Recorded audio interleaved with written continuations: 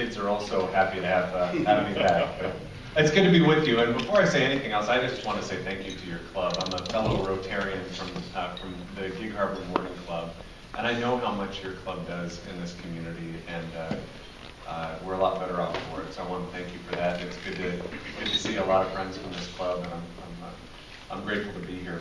I was going to just do a quick run through of kind of the good, the bad, and the ugly of what's going on in our nation's capital. And then I want to leave plenty of time for questions. I wasn't going to do a PowerPoint, but I wanted to show you that my kids are super cute. The one on top, that's Sophie, she's 7. And the one on the bottom, that's Tess, she's 4. The dog is Truman, who has taken my place. I will tell you, so I've done, I think this is like the 15th Rotary Club I've spoken to, and I've done 10 like traditional old-fashioned town hall meetings, in part because I actually think it's important to be accessible and available to the people and accountable to the people I represent. I will tell you, I had one week where I did 7 town hall meetings, and one morning I was having breakfast with my daughters, and I had a morning town hall meeting, and I said, guys, I gotta go. And Sophie said, why? And I said, well, I gotta go to a town hall meeting. And she said, why? And I said, well, I gotta go let people know what I've been working on and answer their questions. And she said, why? You're awake, kid. I said, why? And I said, well, sweetheart, you remember we live in a democracy, right? And she went, yeah. And I said, well, who's in charge in a democracy? And she went, the people. And I said, that's right. I said, so who am I going to go talk to? And she said, the people. And she said, that's right.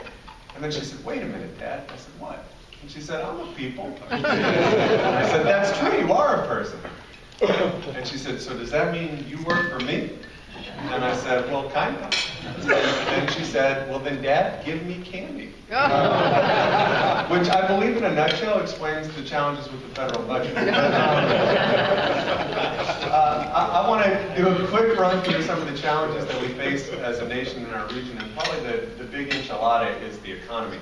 This chart looks like a plate of spaghetti, but what it shows you is every recession from basically the Great Depression on. The bottom red line is the one we're just coming out of, and what this demonstrates is a couple of things. One, this was the longest and deepest recession in modern history, and 2, we're still not up to pre-recessionary employment levels. We've got in our neck of the woods a lot of opportunities in that regard. I worked in economic development for the last decade, and what anyone who worked in economic development would tell you is step 1 is trying to keep and grow the employers you have. And so we've got some opportunities. The largest employer in Pierce County is Joint Base Lewis McChord. In Kitsap County is Naval Base Kitsap, and so that's a large part of my focus as a member of the House Armed Services Committee. You've got traditional natural resource-based industries. You've got the series of geometric shapes in the bottom corner is composite materials. And here in Pierce County, we've got big composite players like Torre Composites out in Frederickson, and the Boeing Company, who's now making airplanes out of composites. Making sure that we protect our environment is part of our challenge. Everything from global warming to trying to protect the sound are very big challenges. Another challenge we face is debt. We are currently at the highest debt to GDP ratio that we've seen since World War II.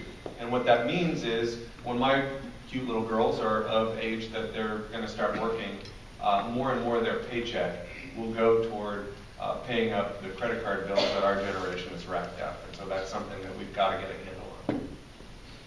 So you may ask yourself, what's Congress doing about this? And the short answer is not enough.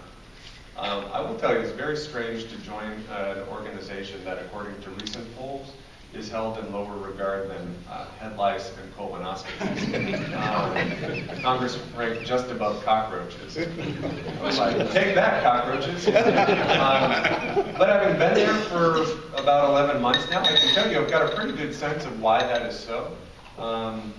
It's largely, I think, a failure by Congress to focus on the stuff that matters, like I just talked about. A good example of that is sequestration. How many of you have heard of sequestration? Okay, so sequestration came about as part of what was called the Budget Control Act, which was passed before I got into Congress. And it set up the super committee of Democrats and Republicans in the House and in the Senate to try to navigate a path forward to deal with our nation's long-term fiscal health.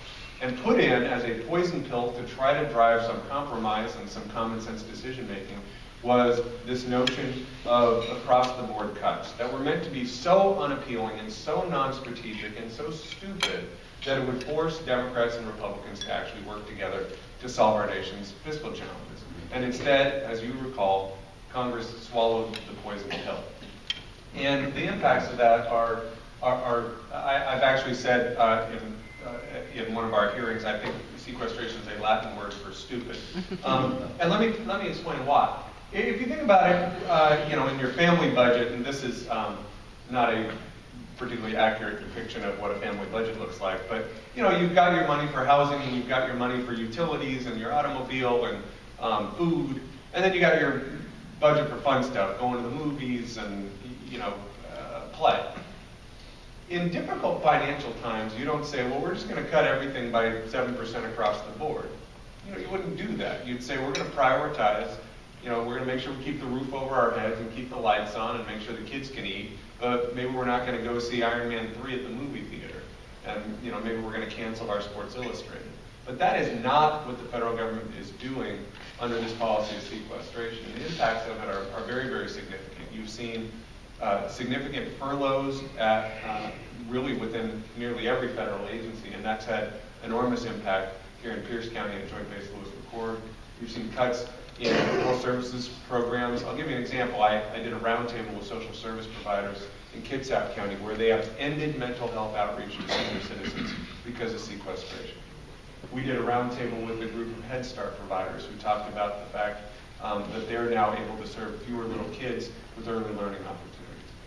And it even ripples out, national security is another example. Our readiness is very negatively impacted by this policy of sequestration. We're seeing our men and women in the service have fewer training opportunities. So if, God forbid, we got involved in a large-scale military activity, we're asking people to go into theater having been trained most recently on a simulator rather than actually being able to take actual flights, which is a problem. But we also see ripple effects in the private economy as well. We did a round. Are there any realtors in the room? No realtors. You're an uncommon Rotary Club. We did a round table with a group of 10 realtors, and 3 of the 10 had closings fall through because of furloughs. So you start to see how that ripples into the economy. And in fact, according to the Congressional Budget Office, the policy of sequestration killed 750,000 jobs in our country this year alone, and scheduled to kill 2 million jobs next year. In fact, the first 2 bills, and I won't do too big a deep dive, the first 2 bills I sponsored in Congress were designed to mitigate the negative impacts of sequestration. I'll just talk about one of these so you have a sense of what I'm talking about. A lot of the jobs out of Joint Base Lewis McChord and at Naval Base Kitsap require a security clearance. Getting a security clearance, it requires you to get a credit check. And you can imagine if you get enough of these furlough days, your finances can get out of whack very, very quickly. And as a consequence, you can lose your security clearance. And so this goes beyond just having a minor hit in your paycheck. People could actually lose their jobs as a consequence of Congress not having its act together. And so I sponsored a bill that we were actually able to get passed as part of the Defense Appropriations Bill to say, don't yank people's security clearances just because Congress hasn't done its job. So what should Congress do? The short answer in my view is Congress ought to pass a budget. I have supported a bill that I was among a minority of Democrats to support that was very simple. It was called No Budget, No Pay. And it said this: if Congress doesn't pass a budget, members of Congress shouldn't get paid. I'm for that. I have never had a job in my professional life since I was a teenager working at Westside Video in Port Angeles where I got paid if the job didn't get done. And if you look at the job description in Congress, one of the fundamental things that Congress has to do is pass a budget. And when I went through freshman orientation, we had this detailed explanation of the budget process, and it was like something out of your high school civics class. House passes a budget, then the Senate passes a budget, and then they go to conference committee on the budget to try to work out their differences. And then the House passes spending bills, appropriations bills. Then the Senate passes their bills, and then they go to conference committee to work out their differences. And after about a 20-minute description of this process, the guy from the Congressional Research Service then said, but it hasn't happened like that in years. Instead what you've seen is this series of, you've gone beyond the fiscal cliff. You're at like the fiscal mountain range, where Congress has lurched from short-term spending plan to crisis to short-term spending plan to crisis. And it's why you've seen our nation's credit rating downgraded. It's why you saw a 16-day government shutdown. And it's very bad policy. And Congress, in my view, ought to pass a budget. Let me talk a little bit about what I think that ought to look like, because it's not necessarily, that's not necessarily an easy conversation. Every group that's looked at this, you've seen all sorts of nonpartisan groups and bipartisan groups that have looked at our nation's budget challenges. They've all pretty much concluded the same thing. One, this problem is too big just to tax your way out of it. It's too big to cut your way out of it, and it's too big to depend on economic growth as your strategy out of it. Rather, you need to have a balanced, comprehensive approach to dealing with it. So let me kind of talk through some of these examples. Let me start on the spending side. Every Wednesday morning, when I'm back in DC, I participate in a group that's called the Bipartisan Working Group. It's a group of Democrats and Republicans, pretty much all of whom have sort of checked their snarky talking points at the door, and are actually focused on working together to solve some problems. I wish I could tell you there are 200 of us. There's about 24 of us. But we're really trying to get engaged on solving some problems, and rather than just throwing rocks at each other, which I think everyone's pretty exhausted by. What happens when we sit in those meetings, we start by talking about bills that we're working on and how we may be able to work on those bills together. And then the second part of the meeting, we invite in a speaker to talk about one of the big issues facing our country, whether it be a foreign policy issue or immigration or what have you. And a few months back, we had in someone from the Government Accountability Office, the GAO. And the GAO does an annual report looking at waste and inefficiency within the federal government. And this year's report identified $95 billion of opportunities for savings. And some of it's just nuts. I mean, there are 3 different federal agencies that do inspections of catfish. And there's 157 different contracting entities that do translation services for the Department of Defense. That doesn't make sense. And so one of my colleagues asked this gentleman from the GAO, so what happens with your findings here? And the guy said, well, sometimes they get acted on, and sometimes they don't get acted on. And so coming out of that group, on a bipartisan basis, we put forward a bill that said, let's make sure that these recommendations don't get stuck up on a shelf. When the GAO does this annual report, let's almost treat it like a BRAC Commission report, a Base Realignment and Closure Commission report, where Congress is required to take an up or down vote on these recommendations. At the very least, we should pick the low-hanging fruit, right? I mean, this is easy pickings. The problem is bigger than this, but at the very least, let's pick the low-hanging fruit. And then we go to something that's more challenging, and that is healthcare. I'm a simple thinker, and when it comes to healthcare, I think about it on a 2x2 matrix. On one axis, you have wellness. Ideally, you have a healthcare system that keeps people well rather than sick. And on the other, you have efficiency. Ideally, you have a system that's not doing a bunch of unnecessary tests and procedures, which is tough, right? Because right now we have a healthcare system that's primarily pay per procedure, not pay per performance. So if you're a healthcare provider and you keep your patients really well and they don't come to the doctor, you don't get paid. So that's challenging. Let me give an example of a good actor and an example of a bad actor. In that bottom quadrant, you see McAllen, Texas. There's been a number of articles written about McAllen, Texas. I encourage you to Google it if you have a moment, because there's some really interesting stuff in some of the articles from Time Magazine and the New Yorker that details. In McAllen, Texas, they do 3 times more spinal procedures per capita, 3 times more heart procedures per capita, and everybody's still sick as a dog. Not where you want to be. And in contrast, how many of you have heard of the Mayo Clinic? Right? So wellness is high among their patient population, and they're very, very efficient with regard to how they provide health services. So why do I mention this? Other than to bore you with healthcare details. Well, here's why this matters. According to the Journal of the American Medical Association, if you were able to see those lowest performers move into the higher performing quadrant, you save 30% of your costs under Medicare and Medicaid. That is big game hunting, to use a technical legislative term. But that's a really big deal. And frankly, some of that's not going to come out of marble buildings in Washington, D.C. It's going to come out of innovations here with the Franciscans and multi-care and, actually them figuring out innovative ways to be more efficient and drive wellness. Right now there is a bipartisan conversation happening in our nation's capital about tax reform. Let me pause the question. Are any of you professional importers of Chinese ceiling fans? Any professional racehorse owners? I actually had one in one of my town hall meetings. I had a professional racehorse. I asked you that in part because if you were, congratulations, you're the recipient of a very large tax break under the federal tax code. Not necessarily because that makes a lot of public policy sense, but because at one point or another someone hired a really good lobbyist and was able to get a carve-out written into the United States tax code. Well, that doesn't make sense.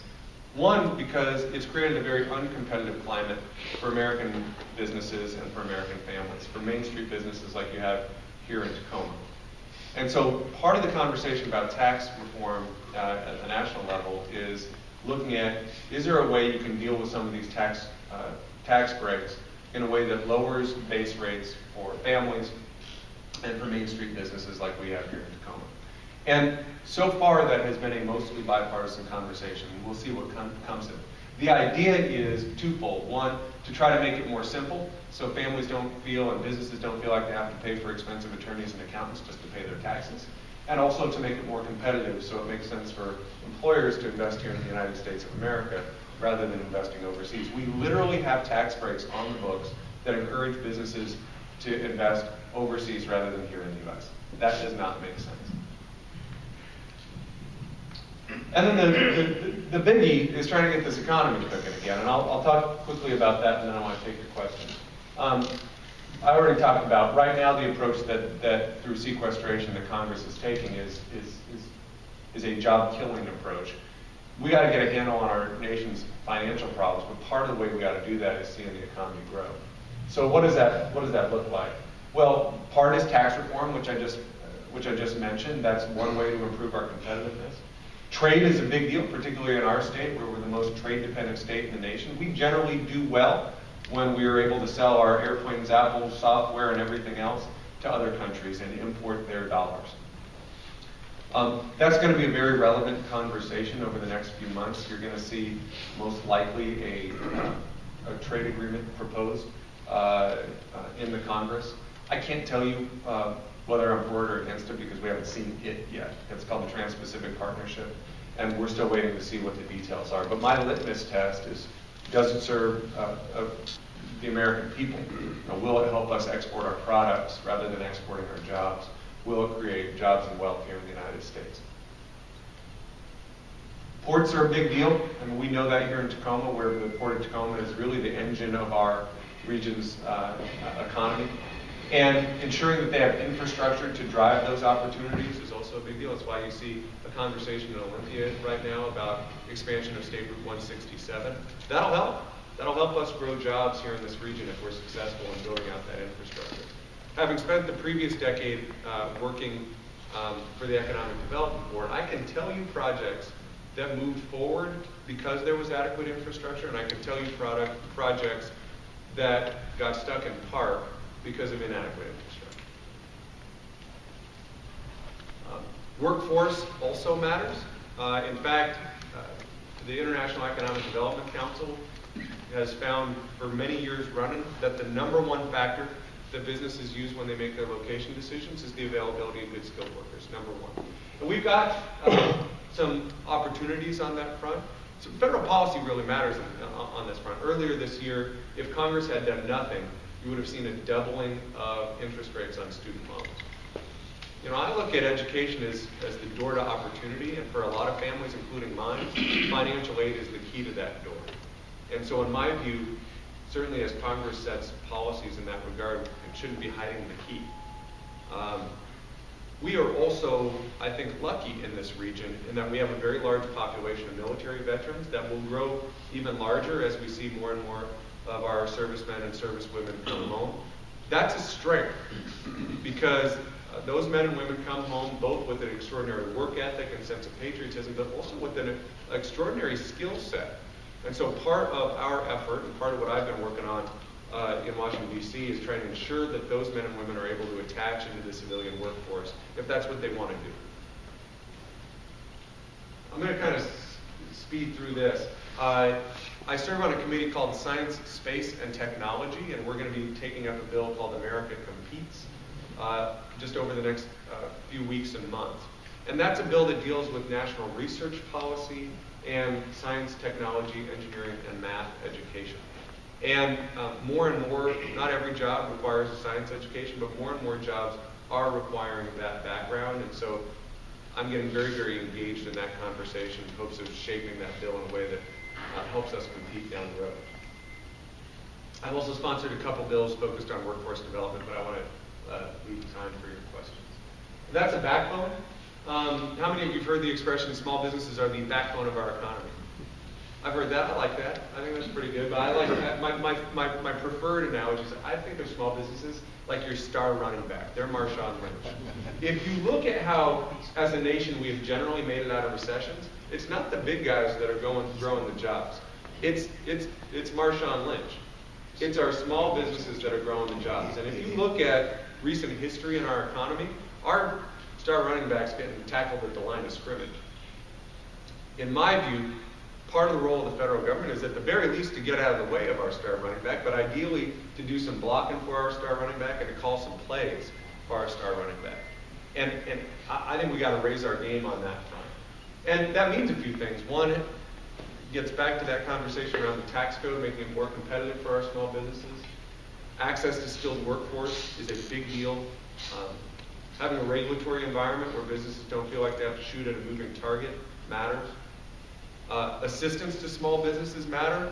Our state almost made a very bad decision a few weeks ago in proposing closure of some of the small business development centers that provide advisory support to small businesses and to entrepreneurs who are looking to start up a business, and we were able to get engaged and prevent that from happening so that that service can continue to be provided. When I worked at the EDB, we had a sign up in the office that said, "We are competing with everyone, everywhere, every day, forever," which I always found very intimidating. But it's a pretty good ethic, not just in terms of how we do economic development here in Tacoma and Pierce County, but also how our nation considers its approach to dealing with its competitiveness. And here's what I would say. Other nations are not messing around. Part of my concern as you look at the tenor of things in our nation's capital, and as you watch the government shutdown and you watch some of the frivolity that you see 3,000 miles from here, is that we got stuff to do. We have areas where our nation should be engaged on improving its competitiveness. And instead what you see is rather than a focus on making progress, you see a tremendous amount of partisanship and time being wasted. Let me contrast that for you for a second. In China, over the last decade, they have multiplied 5-fold the number of higher education institutions. And they've doubled the number of Chinese students seeking a college degree. They are not sitting back. In Saudi Arabia, they recently opened a research university that on the day it opened, it had an endowment that was the size of MIT's endowment that it took 143 years to build. Other nations are not sitting back. And to me, it's very, very important that Congress get its eye back on the ball and stop focusing on trying to score political points and start trying to run up some points for our country. So I guess that's it in a nutshell. My hope is that you see a greater focus on dealing with our long-term fiscal issues and on the economy, and see less of a focus on partisan bickering and rock and roll. So with that, I'd love to hear what's on your mind. I'm happy to take whatever questions you have. Yes, ma'am? Are you aware of prescription costs? A prescription that costs $20 in May is $220 this month at Costco and over $300 at Safeway. And the Costco pharmacist said that most prescriptions are going up 1,000%, and the generics are just a couple dollars less than the regular. Are you aware of that? We've heard a couple of, we've gotten a couple calls in that regard. And this is an issue that affects a whole lot of people. I've got a grandmother who's 103 years old. I hope I have her genes. But you know, she has depended on Medicare really for 32 years since my grandfather died. There's some good things happening in that arena and some bad things that are happening in that arena. One of the good things that's happening is you've seen the closure of the prescription drug donut hole under Medicare, and that's a good thing. But you are seeing some instances of some prescriptions going up, and I'd love to get more information from you when we wrap up about what prescription and why you're hearing that's happening. Yes, sir?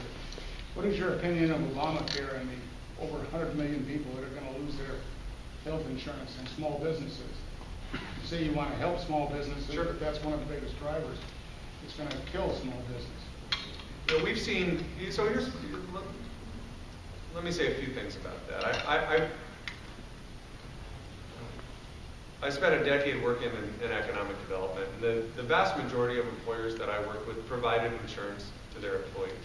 Those that didn't, it wasn't that they didn't want to, it's because they couldn't afford to. And to me, one of the failings and one of the areas of improvement that needs to be made with regard to federal health care policy, whether it be the Affordable Care Act or anything else, is I think that more needs to be done to help those small businesses and to help employers actually provide insurance to their employees rather than simply mandating something that may not be an achievable mandate. So that's, in my view, an opportunity for improvement. I wasn't in Congress when the Affordable Care Act passed. There's parts of it that I like and there's parts of it that I don't like. I mean, I like the fact that the prescription drug donut hole has closed as a result of the Affordable Care Act. I like the fact that preventive coverage like mammograms and cancer screenings and even annual physicals are now covered without copay. I think that helps you drive in that direction of a focus on wellness rather than just seeing people show up at the emergency room. I like the fact that people with pre-existing conditions now can't be discriminated against because of that pre-existing condition. That matters to me in part because I've got a cute little 7-year-old who was born with a lot of health problems and has a pre-existing condition. I've sat across the table from a financial planner saying, what do we do when Sophie gets denied health insurance? How do we handle that? You know, so that's a reality that not just my family has, but a lot of families have. I like the fact that young people can stay on their parents' insurance until their 26th birthday. But at the same time, in my view, there are a lot of challenges. I mean, obviously, the rollout of it has been a mess, right? I mean, the problems with the website and things like that. But in my sense is a lot of those issues will get worked out. But you still have some structural issues around how do we actually help small businesses afford insurance?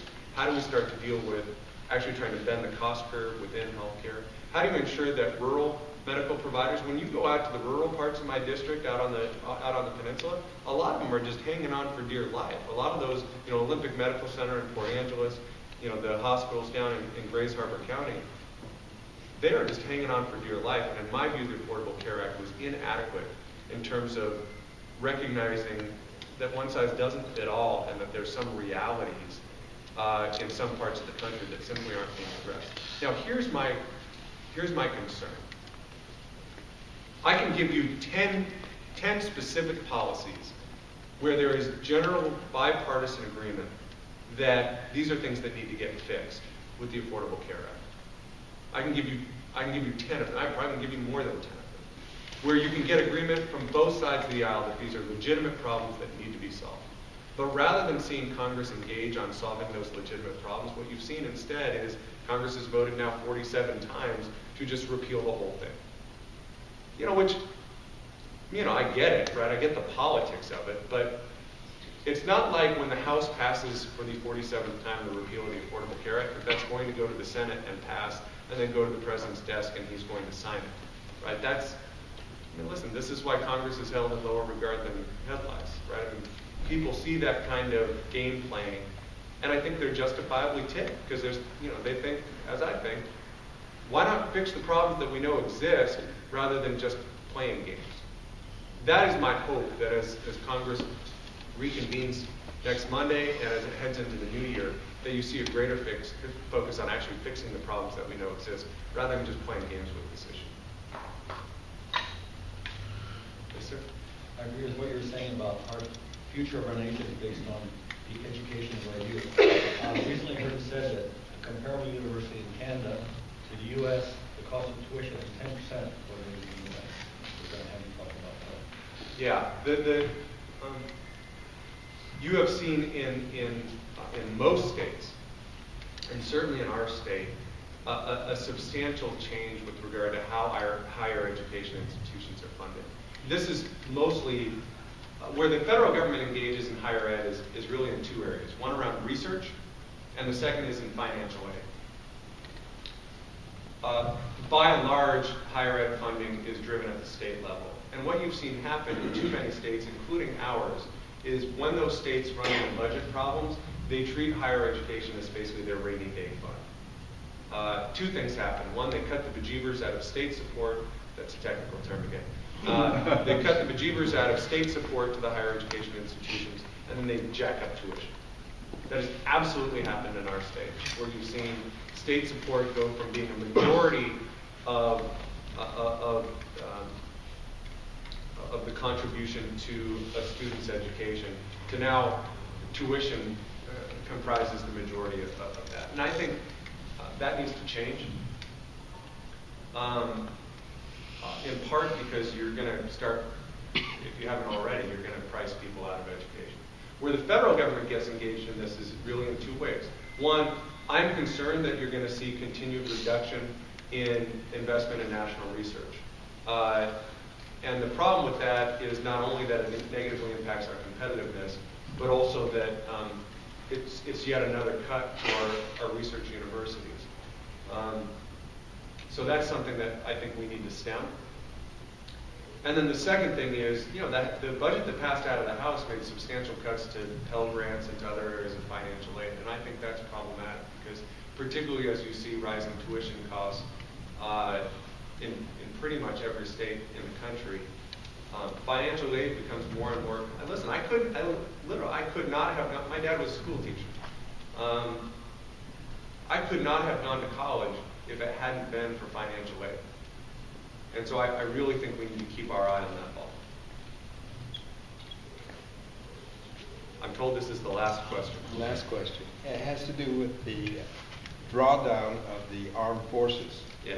And as they come back, has anyone given any thought to maintaining those skill levels in the National Guard or the Army Reserve in case we face something down the road?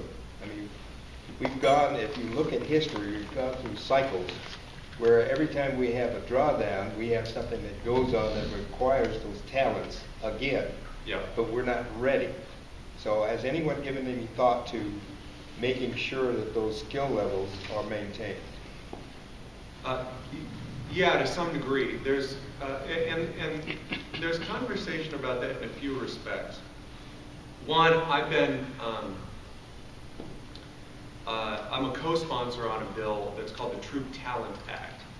That's looking at both from a military standpoint, looking at trying to maintain some of those skills, but also acknowledging that some of those skills can be used in private industry.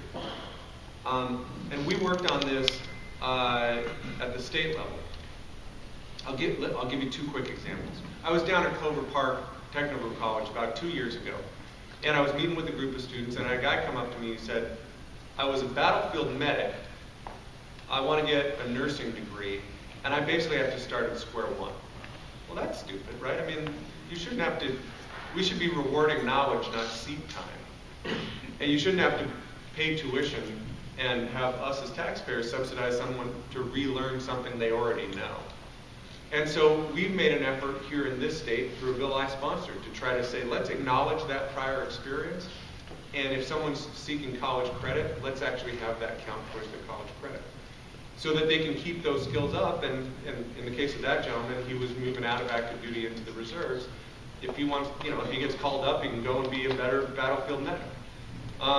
Similarly, I met with someone who was, basically involved with logistics over in Afghanistan, drove truck through, the battlefields of Afghanistan, came back here, wanted to get a commercial driver's license, and was told he had to start at square one. Again, like that doesn't make sense. So we in our state said, let's contemplate that prior experience. Let's count that prior experience when someone's seeking a professional license as well.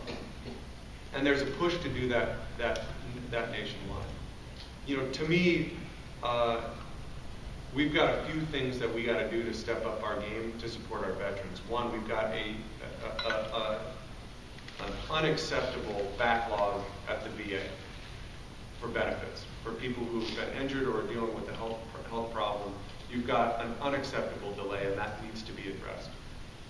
Two, we got to make sure that those who've served our country, who fought for our country, don't have to fight for a job when they come home. And making sure that you improve those connections between military service and the civilian workforce is part of it. And three, I think we've got an extraordinary challenge around addressing veterans' homelessness. I just sponsored a bill to expand what's called the VAC program, which provides basically vouchers to homeless veterans. But listen, we live in the land of the free and the home of the brave, and in my view, that means every brave soldier should have a home, and it shouldn't be under a freeway overpass. We've got to raise our game in that regard as well. So part of the reason I serve on the Armed Services Committee is to try to address those sorts of issues. I'm getting the hook. I wanted to say three things in closing. One is, I got a bunch of business cards up here, and I had flashed up on the screen, though it went away. I do an email newsletter every couple of weeks to try to give people a sense of the good, the bad, and the ugly of what's going on back there.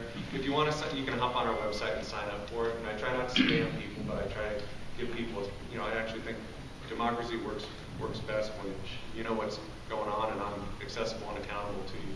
And I've brought some business cards in that regard. Two, even though I don't work professionally in economic development anymore, I still work in economic development. We've been doing what we call Kilmer at your company events, which I think is pretty catchy, where I go out and I mostly listen to employers about how they're engaging with the federal government and how we can improve that relationship. So if you are an employer, or if you work for an employer, or if you know of an employer where you think there'd be value in us heading out and sitting down, I want to do that, because I think part of our role is trying to make sure we're doing some blocking for Marshawn Lynch.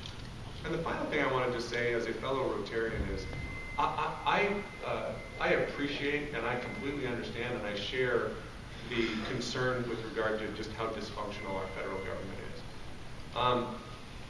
It's a fixer-upper. I spent the last year with people going, dear God, why on earth would you want to run for Congress when you've got two little kids and it's such a mess back there? And I always said the same thing. It's because I got two little kids and it's a total mess back there. I actually care about what kind of country they grow up in. But part of the ethic that I have carried into this job, and quite frankly, part of the ethic I think all of us as Rotarians embraces, I actually think Congress would be a whole lot better off if it embraced the four-way test. And that's going to continue to be the ethic that I take into this job. So thank you.